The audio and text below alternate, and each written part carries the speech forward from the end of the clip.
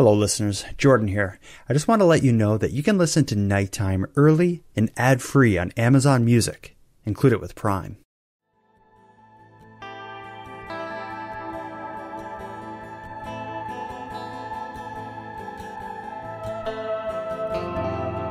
You are tuned to the Nighttime Podcast, focused on the fringe of Canada. How's it going, Aaron? Good, buddy. How are you? I'm doing weird. This coronavirus thing is still making life more interesting than I like it to be, but it's, I guess this is the new normal.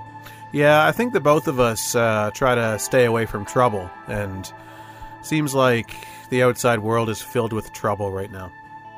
Yeah, both the kind you can see and can't see, so I guess I'm under my stairs in my basement now in a padded room, so this is a good place to be right now. Yeah, I'm in a padded room, but it's upstairs and very exposed. Yeah, so I feel like I'm getting coronavirus as we speak. Well, let's hope not, because we need to get through this episode. We got a weird one to talk about today. This story is one where when I first started the show, I had like a list of 20 or 30 topics that I was hoping to cover. A lot of them were set in Nova Scotia. This was one of them, and I just never got around to it for a few reasons. But the big one being, it's just so dark and tragic and sad. And anytime I kind of started the research and reading about it and whatnot, I almost had to look away because it was just too much. So I guess this will be kind of a warning for the listeners to be cautious going into this one, because this is a heavy story. Did you know much about this before I asked you to look into it with me? Yeah, I remember when it happened, being from the area, close to the area where it all took place. So I remember it was a pretty big news story when it broke, and it really affected the entire island, and probably the province too in a lot of ways. It affected people across the world. This story is so unique and so bizarre that, and when you say it made news, like it made news locally in Cape Breton and in Nova Scotia and across Canada, but this was a news story around the world. When you Google Taylor Mitchell's name, the young woman involved in this story, you'll find articles in German and different Asian languages. Like, this was talked about all over the world because it's so unique and so horrific, basically. Right, and I didn't realize that, because I kind of thought this was more of a provincial story and even more so a Cape Breton Island story. And I didn't realize that it rippled so far across the world. Mm-hmm. When we get into it, you'll see why, because this is unique. But let's kind of start at the beginning. Before we get into the tragedy that ended her life, let's talk a bit about Taylor Mitchell.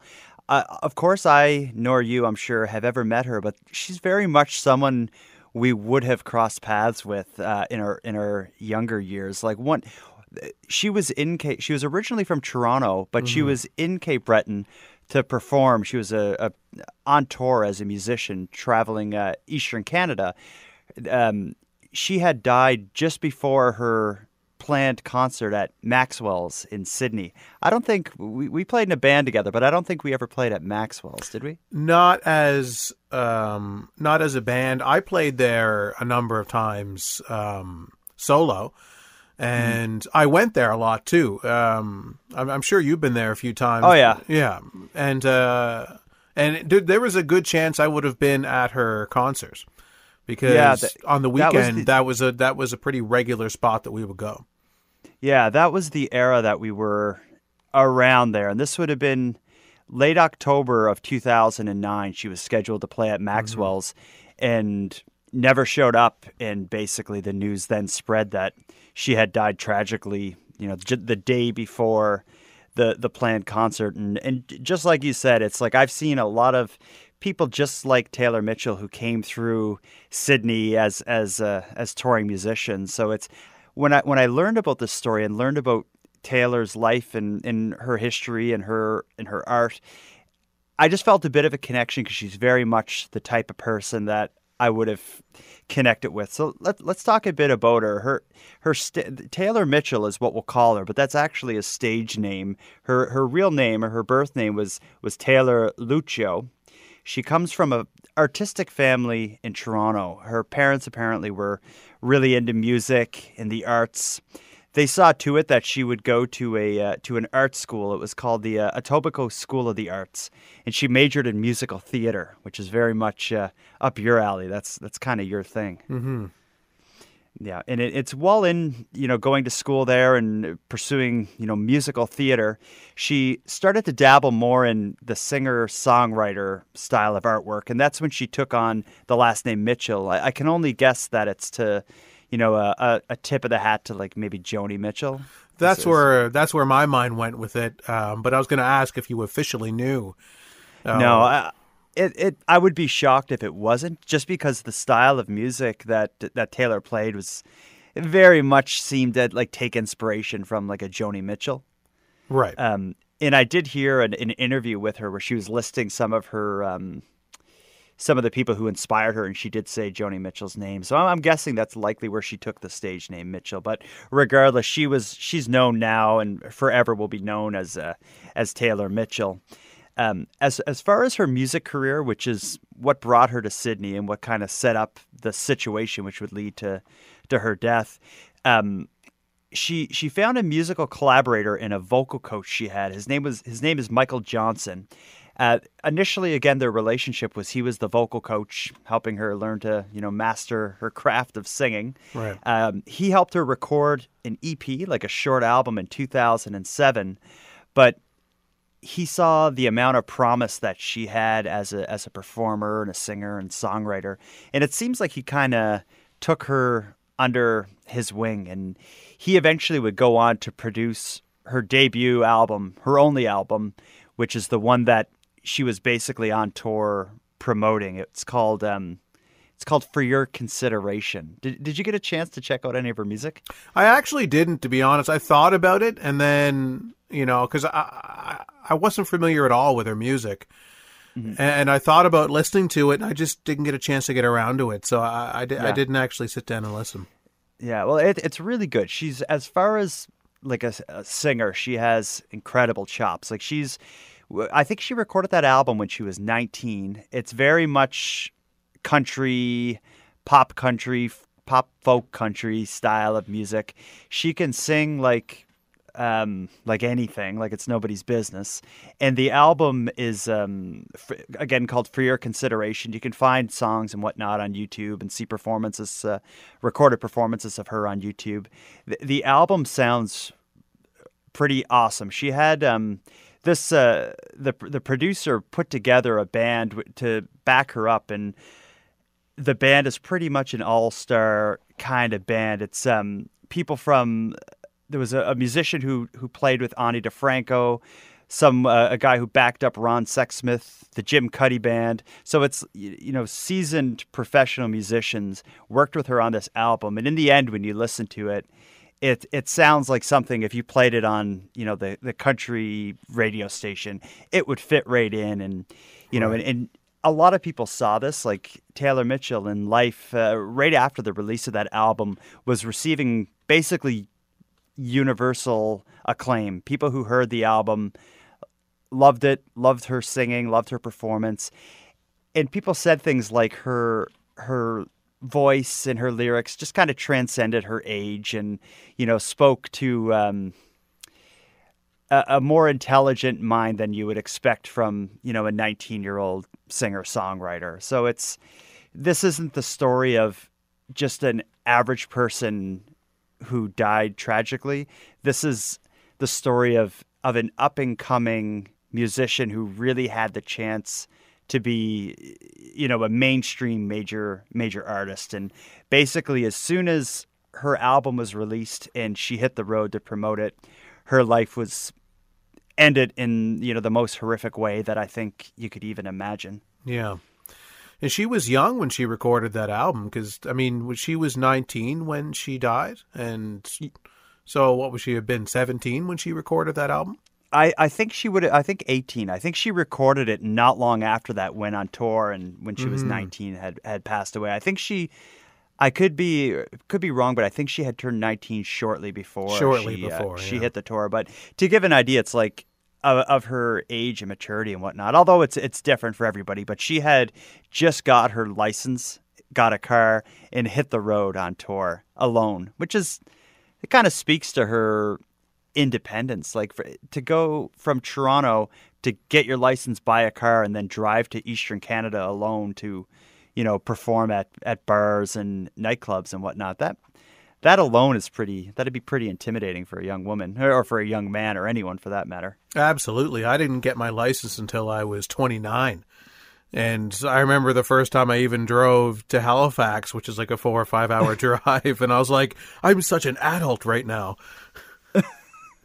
Yeah, well, she, I guess it speaks to her confidence in her art. And she really felt, and a lot of people around her felt like she had something special to offer. And, this tour was maybe going to be the first steps in a career as a musician and as a performing artist. She was actually, just as she started the tour, she found out that she was nominated for a Canadian Folk Music Award. She got nominated for Young Performer of the Year as a result of her release of that album, For Your Consideration. So it was basically, as a 19-year-old releasing their debut album, going on tour, receiving an award. You can only imagine that this would have been a very exciting time and a very optimistic time for her with life ahead of her. But as we'll get into, things don't turn out that way. The tour that she was planning, this may not mean a lot to the people listening who aren't from the area, but basically she started in Ottawa playing at a house party, and this is October 19th of 2009. From there, she drove to New Brunswick with 2 stops. She played at a Bridge Street Cafe in Sackville, New Brunswick, a place called the Broadway Cafe in Sussex, New Brunswick. And then her final performance was in a town called Lucasville, Nova Scotia, that's actually just outside of Halifax. But she played there, and some audio and video of the performance is on YouTube, and it's quite eerie to watch it, being her last performance and knowing the way her tour would end. But in that performance, she spoke about how her next show was in our hometown in Sydney at a place called Maxwell's, but she had, I think it was a day or 2 days off. So she would do the show in Lucasville, have a day or 2 off, and then have the show in Sydney. The way she decided to spend her time is on that day off is she wanted to visit a hiking trail. She's very outdoorsy. She rode horses as a hobby, and actually before she got into music to the extent that she did, she had ambitions to possibly make a career out of caring for and riding horses. But anyway, she's very much an outdoorsy type, loves nature and loves animals. In Cape Breton, where we're from, there's this area called the Highlands, which is kind of a mountainous area, I guess is how I would call it. Very rural, very forested, full of waterfalls and walking trails and nature preserves.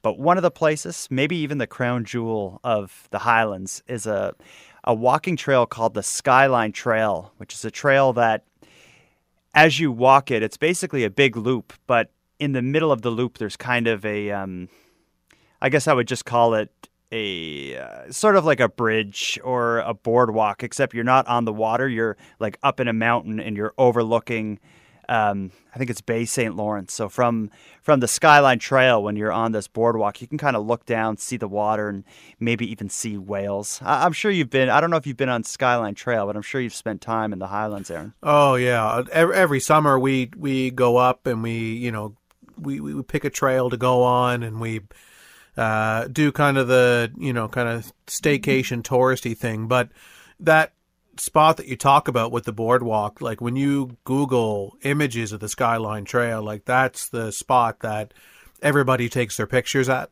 So you see a lot of selfies from this spot and, numerous other spots on the Skyline Trail. But it's a really popular trail, and it's one that everybody recommends to do. Yeah, I've been on it before this event happened that we're talking about now, and I would feel pretty weird going on it now, but I remember being on it and just being blown away because it's like when you're up that high on the trail and you're just looking down at the water and over the tree. It's a beautiful spot. The whole highlands are beautiful. It's very natural. Like there's a lot of animals and birds and streams and rivers and lakes and water. And it's just when people say Cape Breton Island is a beautiful place, they're not necessarily talking about the parts of Cape Breton that you and I are from. They're more so talking about places like the Skyline Trail. So Yes. this is among the most beautiful places in Canada. So for someone like Taylor Mitchell coming from Ontario, this is the kind of trail that she would want to go to see Cape Breton's beauty and kind of our version of the natural world as it exists in Cape Breton. And it's not known as a dangerous place. I believe the majority of the trail you can even make it in a wheelchair. Like it's the walkway is like kind of like a gravelish kind of sandy kind of thing that you can get through. So it's not like it's a difficult hike up a mountainside or anything like that. You basically drive to a parking lot, get out, you walk up an access road, then you get on the trail system, which is basically a big loop where in the middle of the loop you walk across the boardwalk with that scenic view that we talked about. But that trail, for people who know this story, I don't think they'll ever look at it the same. So I guess we should get into the darker side of the story.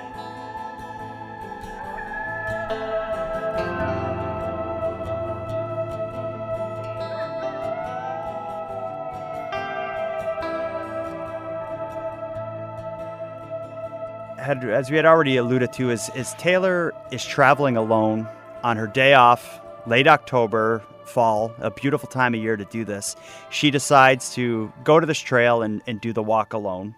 And it's easy to understand why. If you're, a folk singer with a love for nature, this is, again, the place you want to be, the kind of place you want to check out when you're in Cape Breton.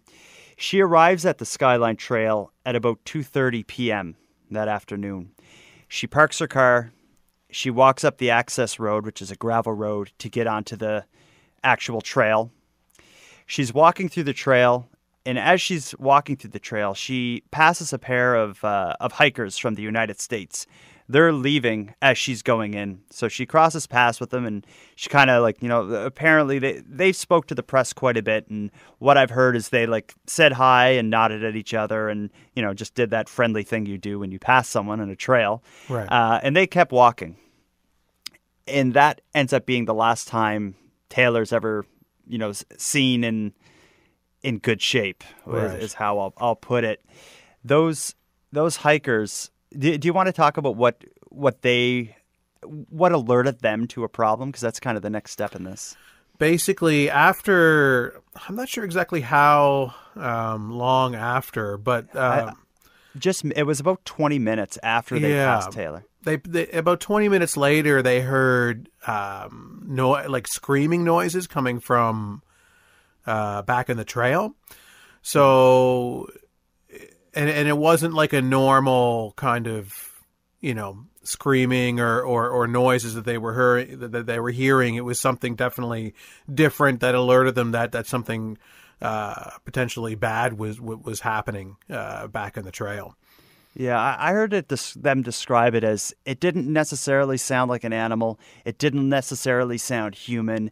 It was just howling and screaming and when you hear kids messing around and they scream, that's one sound, but when you hear terror in someone's voice, that type of shriek, that's different, and that's what they heard.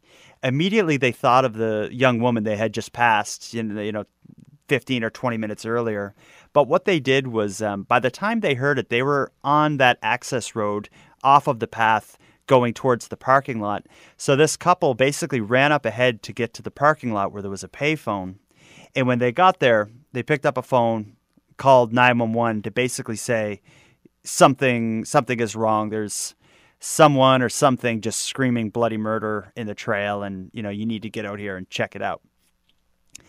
A few minutes later, as they were waiting for the cops to respond, this couple standing by the phone, by their car, waiting for the police to arrive, they see another group coming up to go into the trail. It was a group of tourists. I think they were Australian. Yeah, it was 4 of them.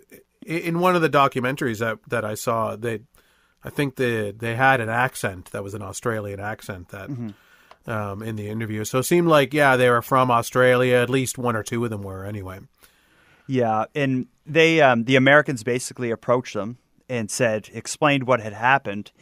And this group of 4, Australia, they were from Europe and Australia. They basically ran in to investigate. I believe they could hear it as well still at this point, and they ran up the path to try to see what was going on and, to offer help if they could. So the story from now will kind of follow these 4 tourists running up the trail, like up the access road into the trail to try to see what's going on.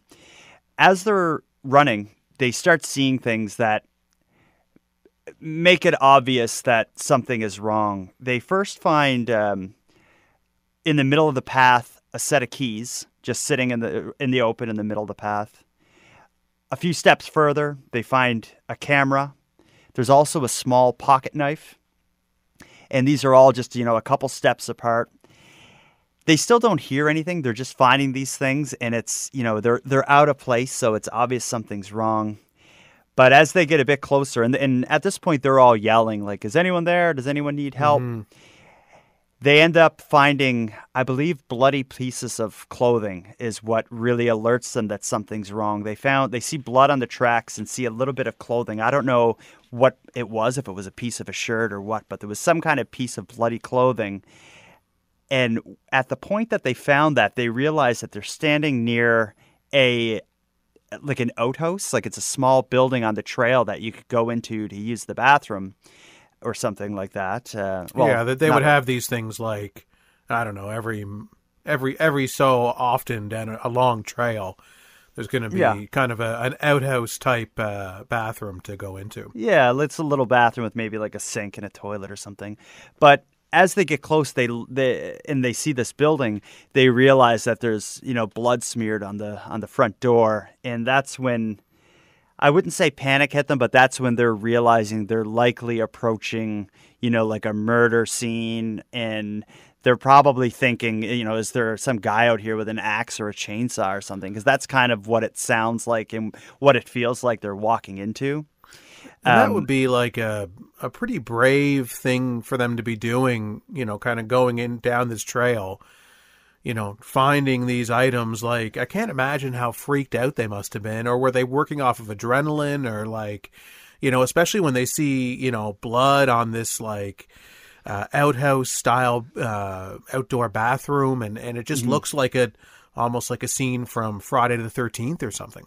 Oh, it absolutely does. But I can't imagine it to be adrenaline, because they don't know, like, it's not like they know what's even going on. To me, it seems more like they're following kind of a mystery. If they had heard, these brutal screams and whatnot, maybe they'd be like, oh my God, someone needs help, and they'd be running to help.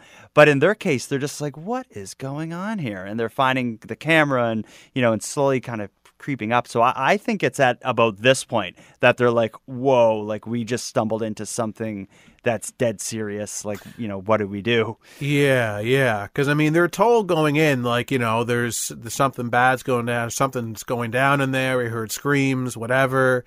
They're finding these items. Like, I even at finding the items, I'd be pretty freaked out. Like, not knowing what they could possibly be walking into. Yeah. And then as soon as you see the blood on the bathroom and the trail of ripped clothing and blood and everything, like, I'd be pretty scared at this point. At this point, I would. And I can't emphasize as much enough how remote this is. Like, if you're out on the Skyline Trail and you're in a bad situation, Like, if you even get cell phone reception, because I don't know if you can even get cell phone reception I out don't there, know. but if you can and you call, like, the local police, it's, you're probably calling some guy at his house who's going to, like, get in his truck and drive out there. Like, that's probably about the extent of their police department out there. And it may be a 15, 20-minute drive for him to even get to you. So it's, this would be the kind of place that I would be at this point. I would be freaked out. They realize there's a problem. They then start saying, like, hello, is there anyone there? They're probably thinking there's somebody in there, that they're going to find a body or something, or walk into the scene. But rather than hearing someone answer their calls, what they hear is almost just like a vague kind of cry or whimper come from the bushes, like kind of the edge of the forest, kind of to the side of this little outhouse. When they look in the direction that they hear this cry come from, they find the source of the blood. They see Taylor Mitchell, 19-year-old woman. She's laying on the ground in a horrible state, covered in blood, and standing over her is a roughly 40-pound coyote, which is, and that coyote is just standing over her, staring coldly at these four Australians, almost like the way they describe the coyote's body language is basically like, I'm not leaving this scene. Like, it's either like he's not taking off. The coyote's not scared in any way of them, is the way they describe it. He's basically standing there ready to fight it out with them if they're going to try to take her away from him. And this isn't like a scrawny little coyote. This, to me, the impression I have is that it's a big, gnarly, intimidating coyote. It's not, I think some people, and I know myself maybe back in the day, had a picture in my mind of a coyote as being like a small, kind of skinny looking little animal, but they can get pretty big, can't they? Oh yeah, and this is especially in like the highlands of Cape Breton. These are tough. These can be tough animals. This coyote in particular that was standing over Taylor was 42 pounds, and if you like a 42-pound dog is a big dog, and I can only imagine that this thing is pure muscle. So it's strong, and would be horrifying to see it with its face covered in blood, standing over her, hardly even able to cry out for help at this point, because she's likely been alone with this coyote or coyotes for several minutes before they arrive and found her.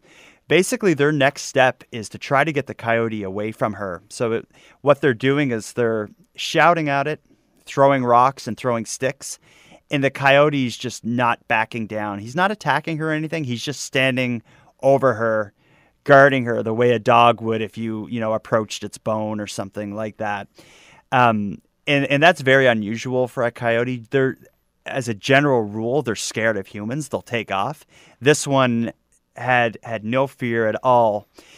When they get closer and are kind of swinging sticks at it and whatnot, what the coyote does, and they're protecting Taylor, what the coyote does is he walks maybe 5 or 10 meters away from them, but he doesn't take off. He just kind of paces and almost walks a circle around them, still keeping Taylor in his sight and just kind of keeping them there, but he's not leaving. He's just pacing in a circle around them, coming in and out of the woods and, just coldly looking at them, not really making any sounds or anything, which is just the vision of that I find just so horrifying. I can't imagine it. But what ends up getting rid of the coyote is, as this is happening, fortunately, the police officer who is responding to the call that the Americans made probably 10 or 15 minutes earlier, he arrives on the scene with a shotgun.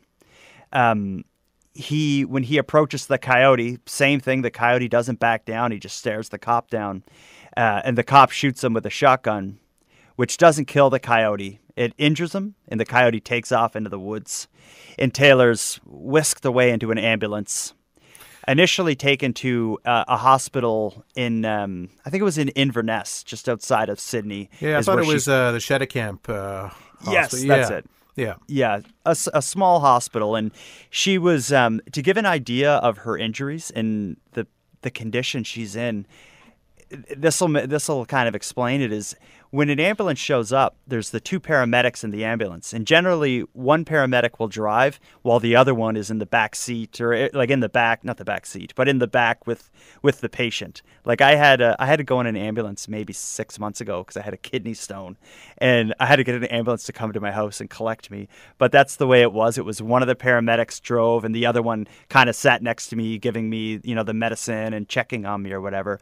In Taylor's case, she was in such bad shape that both paramedics had to be in the back with her, and the police officer offered to drive the ambulance so that the way the two paramedics could be on her. And that's not typical, that's not usual, but she was so close to death. She was able to talk slightly when the Australian tourists were gathered around her.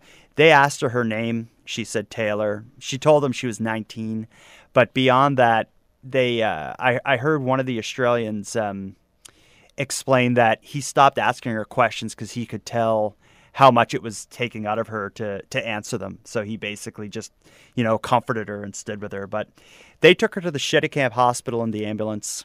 While there, they managed to stabilize her, giving her blood to replace the amount of blood she lost. And she was from head to toe with puncture wounds and scratches. Once she was stabilized, she was airlifted to a larger hospital. So they took her to the QE2 hospital in Halifax, which is, I believe, is Nova Scotia's largest hospital.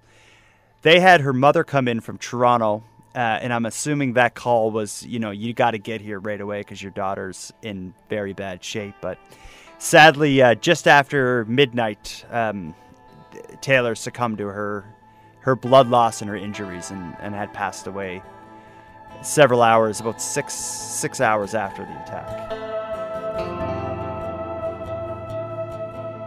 A Toronto folk singer is dead after she was attacked by a pair of coyotes. She was hiking in the Maritimes when it happened. Her stage name was Taylor Mitchell, a 19-year-old Toronto resident who friends and former teachers say was passionate about singing and songwriting.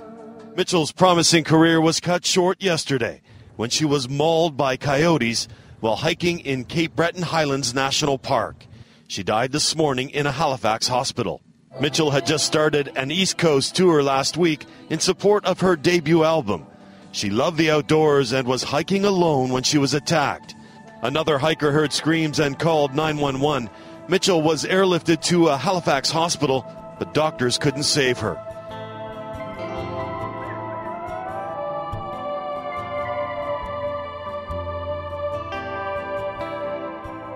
Of course, the story of a young woman dying as a result of a coyote attack is very unique, very rare, but also it's just the kind of story that spreads on the news. So this very quickly became a big deal. Yeah, it was so unheard of at the time, and people were freaked out. And I really remember specifically the hunting of coyotes after this. Like they were offering more money for pelts, and they were trying to. There was a lot of debate about the coyote population and if it was getting too out of control. And now there was other reports of attacks, and I don't know how if the attacks actually happened or not. But people started telling more stories about coyotes, and so really that fear started to spread a lot. And just like in a movie about a monster or something, the hunt started after this. Like the townspeople were coming after the coyotes. Yeah, I remember that happening. I think they called it like a culling. At first, they didn't know why this happened. It's so unique that Taylor's death is the only documented account of an adult being killed by a coyote. She's only the second person on record to be killed by a coyote. The other one, I believe, was a 3-year-old who was killed. And that's kind of course, tragic, but it's a bit different because you can kind of imagine a young child like not being able to, or being seen as prey to like a coyote. But for right. A 19-year-old woman, this is pretty rare. But they didn't know, and by they I mean society and Cape Bretoners. We just didn't know what led to this. And I think some of the early theories going around was maybe that the coyote population is so out of control, there's so many of them, that maybe they were desperate for food and decided to look for, prey in a human visiting this trail. There was a lot of different theories that were going around. That was one. Also, there was some kind of victim blaming sort of things going on where people were thinking that maybe Taylor was approached a den that the coyotes were in, and maybe there was a baby coyote and the adult attacked to defend themselves, or maybe Taylor was in there trying to feed the coyotes to get close with them, and that sort of thing. So there was all these kind of ideas about what may have caused this. Some of them placing the blame on Taylor's behavior, some of them placing the blame on the coyote population being out of control and not enough food. So nobody really knew what the problem was. It could have been a rabid coyote, or the coyote could have had illness or something. But as the story unfolded and people began to, experts began to research the behavior of coyotes in this area, the truth slowly started to reveal itself. Now, one piece of the story I didn't get to, and we didn't touch on earlier, but ends up being very important, is when I described and we talked about the Americans walking, the American couple walking past Taylor as she entered the trail. Not long after they saw her, they're walking out of the trail, and as they did so, they saw two coyotes step out into the trail in front of them and just march towards them. And they were kind of surprised that these coyotes were so bold to come right on the trail, and the two Americans even stepped off the trail to let the coyotes walk past. And as they did, they snapped a photograph of the coyotes just kind of walking boldly without fear past them.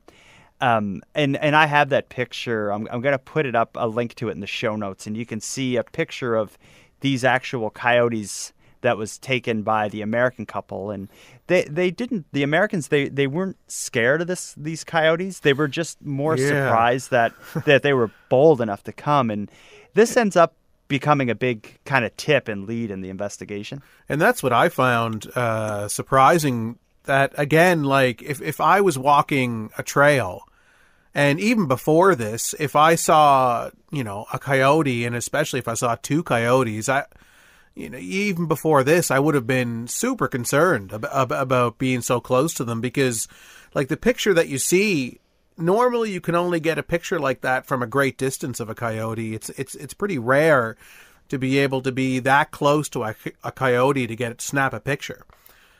Absolutely. Without a big long zoom lens or anything. They have a regular point and click lens, a camera, and it's like a portrait of the coyotes. It's like the coyotes are right in front of them, and that is rare. Usually in Cape Breton, there's a lot of coyotes there, but you don't often see them. You may hear them howling and making noise in the woods or whatever, but they're not the kind of animals that will, come anywhere near a human. No. Is the general behavior of them. But these coyotes, they looked healthy, so they weren't these sickly little ill animals. They looked big, healthy animals. They looked strong. They definitely were bold and weren't afraid of humans, as evidenced by them, marching past these Americans. But that photo was surprising to the researchers, mainly because it showed, how bold they were, and that's kind of started setting off the investigation into coyote behavior in this area. Now, one thing that's generally true about coyotes is the way they hunt is they're like an individual hunter. One coyote will hunt a rabbit or a mouse or a rat. Unlike a wolf, where a wolf will hunt in a pack, and a pack of wolves will take down a deer or a moose or something like that.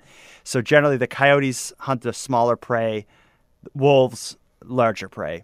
But what the thing in Cape Breton is, somehow throughout history, before coyotes ended up in Cape Breton, somewhere along the way they bred with wolves, and the coyotes we have in Cape Breton are slightly larger than the regular coyotes in the United States.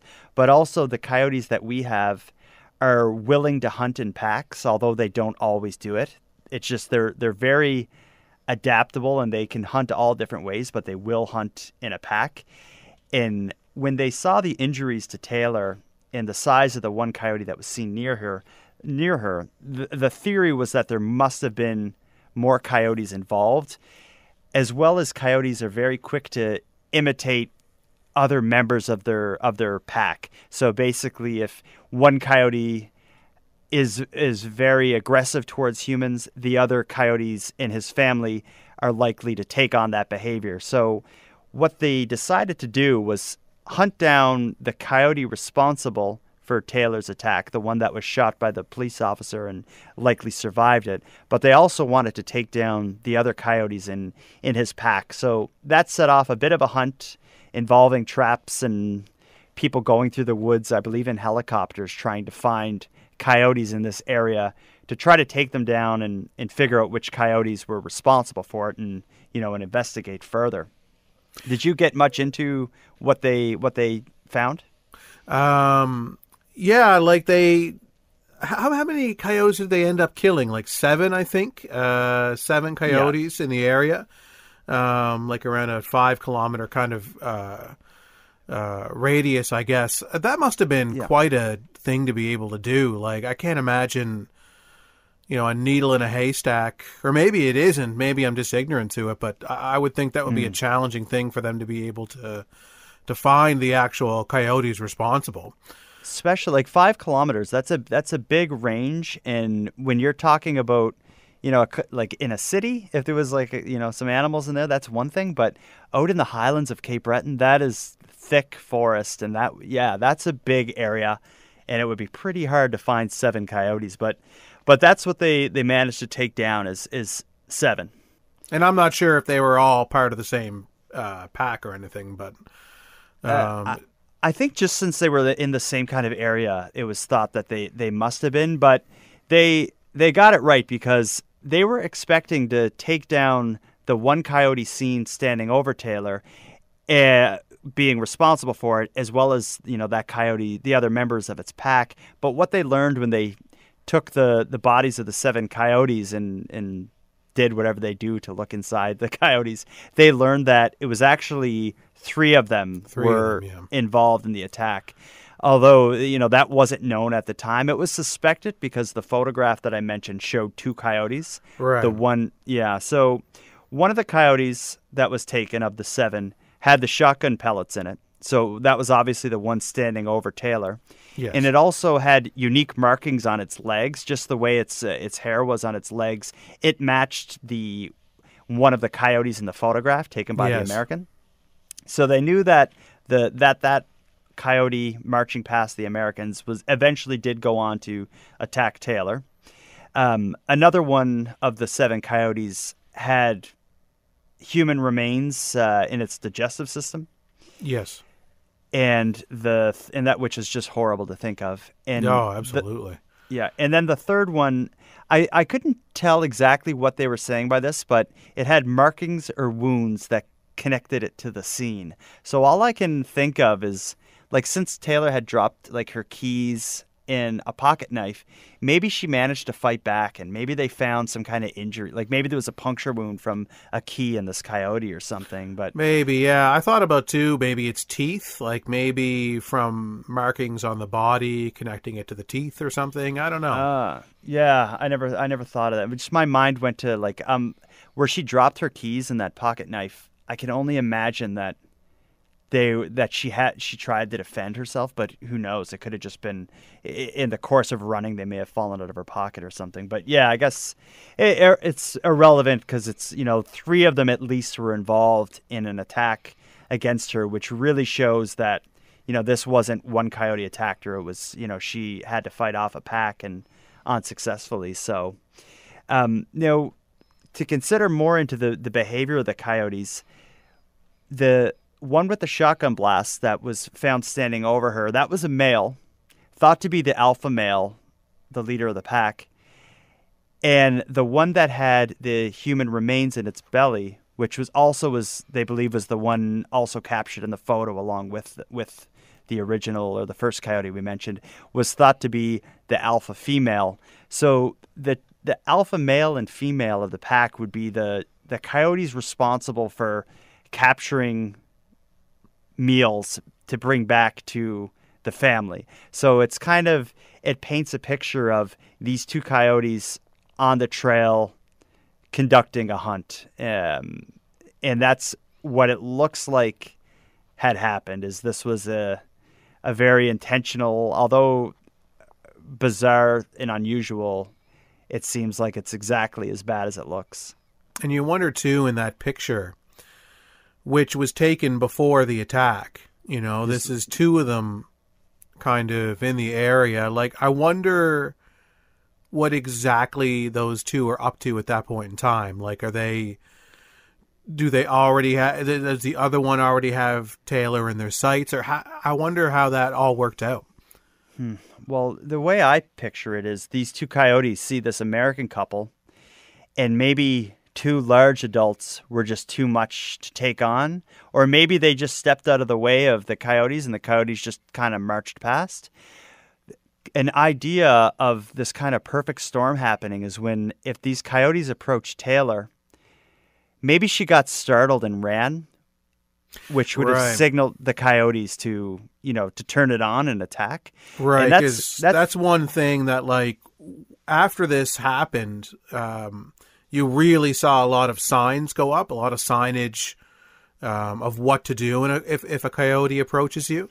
After this happened. I noticed it. There may have been some before, but there was definitely a massive campaign after this to get signage everywhere, to make sure that you carry a stick with you, make sure to not run, and make sure to stand there and look as big as possible, make as much noise as possible. Yeah, like raise your arms and scream and just basically try to intimidate the coyotes. Similar to a bear attack kind of thing. And her running would have totally triggered their instinct to chase after her and then go ahead with the attack. Yeah, and that's the best theory laid forth by experts, is that she was walking alone, encountered by, two or more coyotes that were not intimidated by her. The coyotes may have done something to signal aggression. I can almost picture her, maybe trying to calm them like you would, like if an aggressive dog came near you or something. But maybe the coyotes showed some sign of aggression, which triggered her instincts to take off running, which triggered their instincts to kill and capture. Basically, that's the best theory as to what happened here. But it kind of, in reading about this and the behavior of coyotes, it really shows the complicated relationship we have with them, as well as the complicated environment that a national park or like a nature trail presents, where coyotes generally don't connect with humans closely. They may live near us, but they stay far away in the woods or whatnot. If we create these walking trails through their area, it's putting us in their world a little bit. But as well as, what's interesting is, on a nature trail, people aren't hunting. They're just, walking and taking pictures. So over time, that will kind of signal to the coyotes or to the animals that humans aren't a threat. And coyotes are really smart and they learn quick. So when they learn that humans aren't a threat and they're not a species to be afraid of, that may slowly make them a bit more bold. But also coyotes, they're smart enough to take the path of least resistance. So if you cut a walking trail through a forest, the coyote is going to abandon his route in between the trees and through the bushes and all this stuff, and he's just going to walk on the same trail that you or I would take. So it kind of creates this scenario where we're in their area, we're putting a trail where we're going to meet them face to face, and over time we're going to convince them that we're not a threat. So it's almost like setting up this scenario, this environment where something like this can happen. And I'm not saying do away with nature trails, but I'm just saying that, things like this, I think, I'm almost surprised it's as rare as it is. Yeah, and that was surprised just that this was, other than the small child that time, was the only adult human ever killed by, or the first, ever killed by coyotes. And in documented history. Like in documented history, yeah. Yeah, so but that goes back, like when you're talking about documented history, you're talking about a good amount of time. And, someone getting killed by coyotes is going to make the paper. So this is truly a bizarre story. And it'd be tragic regardless, but I feel like it's made all the more tragic by having it be this young person who is just at the cusp of pursuing their dreams. Like we've been there touring in a band and, playing shows and things going well and just, things are going your way. I could only imagine she was so high on life and was probably going on this trail, to find inspiration so she could blow people's minds at her concert the next day in Sydney. And just to have, fortune turn itself on her like this is just pretty depressing. It is depressing because you think she's out there doing the things she loves in terms of she's on tour, performing music, and she's going to a beautiful nature trail to enjoy her second love, which is animals and nature and the outdoors, and it all just turns on her, and it's crazy to think about it. Mm-hmm. It is, and it's forever connected her name with this tragedy. And I think that's something, like I would never try to speak for her family or any of her loved ones. But when you search Taylor's name, you'll find her music on the internet, but you're going to find countless articles about the horrific way she died. And I can't imagine that anyone wants to be remembered for this tragic end.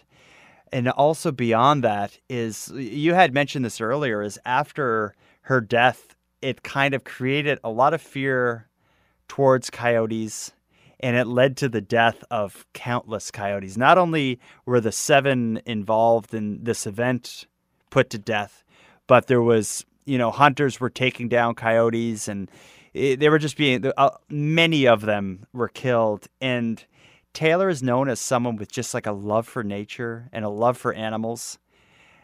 And her mother, this is hard to even talk through, but shortly after her death, Taylor's mother wrote a letter to, I believe it was published in the Globe and Mail, but it was published in a major Canadian newspaper, where she basically is thanking the public for, their support and whatnot, for reaching out to her and writing online, and commemorating Taylor's life. But in the letter, she mentions that Taylor would never want the animals responsible to be killed or any other animals to be killed as a result of this. And to just put yourself in that headspace that her mother would be in, losing her daughter, and still to be able to think about, she wouldn't want the animals to be killed as a result of this. That's just, I don't know why, but that for me is really heavy. And it's because she also mentions about how we're on their territory. Like when we're going into this national park, this is where the coyotes live. And she said that, Taylor would have understood that. I remember when the hunting of coyotes was happening after this, and it was increasing, and the volume was really being turned up on fear against coyotes. I remember her mother coming out and saying that, this is not something Taylor would have wanted, and was, trying to make people think differently about the coyotes than how they were fearing after this event. And, and I think about that a lot too. Like if you're out swimming in the ocean, and if you're attacked by a shark, you read about areas where there's maybe a shark attack. And then all of a sudden, everybody goes on a shark hunt and is trying to, capture or kill sharks in the area. You see it in the movie Jaws. There's the famous scene where I was going to say, you're talking about Jaws. Yeah, I'm often talking about Jaws, but and everybody is out trying to hunt all these sharks, but then you think about it, it's like, when you're swimming in the ocean, you are kind of in the shark's territory, and that's what a shark does. It kind of sniffs around for food, and it may take a bite or something and swim away, or it may not. But that's kind of the risk that you take when you're going into the ocean. Yeah, Taylor's mother, here's how one of the quotes from her letter. She says, "We take a calculated risk when spending time in nature's fold. It's the wildlife's train. When the decision had been made to kill the pack of coyotes, I clearly heard Taylor's voice say, 'Please don't. This is their space.'